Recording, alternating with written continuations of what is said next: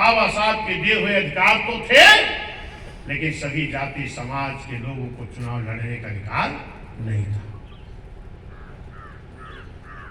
32 साल तक एक भी पाल का बेटा, प्रजापति का बेटा, नाई का बेटा, विश्वकर्मा का बेटा, लोहार का बेटा, लोध का बेटा, निषाद का बेटा, कश्यप का बेटा, नाई का बेटा, बढ़ई का बेटा, लोनिया चौहान का बेटा, राजभर का बेटा, तमाम ऐसी जाति थी कि बेचारे वोट देने तो चले जाते थे, लेकिन अगर टिकट मांगने जाते थे तो कहा जाता था भेड़ चराने वाले गड़िया का बेटा राजनीति नहीं कर सकता।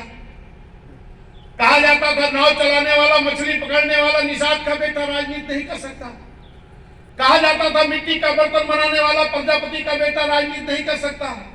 कहा जाता था साग पात चौराई बेचने वाला मौर्य का बेटा राजनीति नहीं कर सकता। कहा जाता था दाढ़ वाली का बाल और दाढ़ी काटने वाला नाई का बेटा राजनीति नहीं कर सकता। कहा जाता था खुरपा हंसिया बनाने वाला बढ़ई लोहार विश्वकर्मा का बेटा राजनीति नहीं कर सकता। इसी तरीके मेरे साथियों, लोग हमें चुनाव तो नहीं लड़ने देते थे, जबकि जाति के नाम पर गालियां देके, उड़ाना देके हमारे लोग टिकट मांगने जाते थे, भगा दिया जाता था।